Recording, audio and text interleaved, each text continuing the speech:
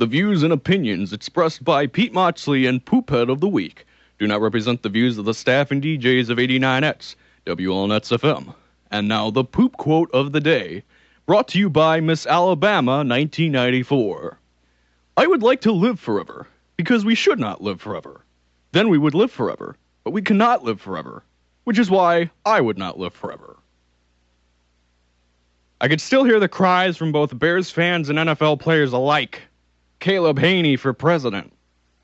Jay Cutler started 45 games as quarterback at Vanderbilt, never missed a game and never had an injury despite being sacked 80 times in 4 years. In 3 years with the Denver Broncos, 37 games, 51 sacks, no injuries, no playoffs. In 2 seasons with the Bears, 31 games, 87 sacks, 52 of them this past year alone, and 9 allowed in 1 game, 2 injuries, and perhaps the most shameful loss in the history of the Bears franchise on his back, losing to the Packers with a Super Bowl berth on the line.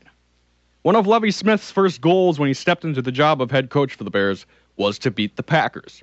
He said it to reporters, which to everyone in Chicago it means he beats the Packers, or the quarterback gets a whole lot of bad lip service, or the fans get a reason to shoot off a pair of shin bones.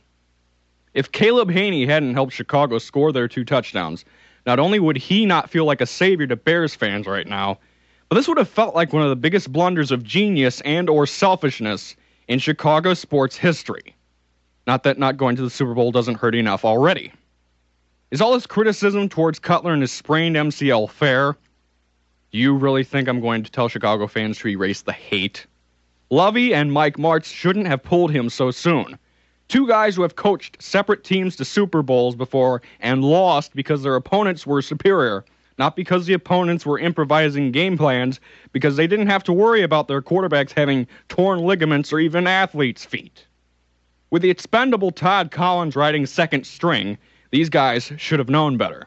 But at the end of the day, it all goes back to save the day, Jay.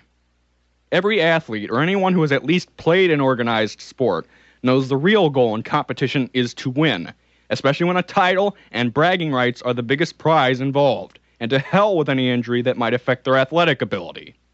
You ultimately failed this test, Jay. Your knee was the billy goat for the Bears this season.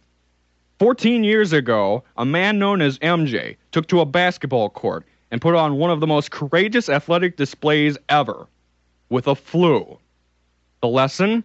Players will play, and haters will hate.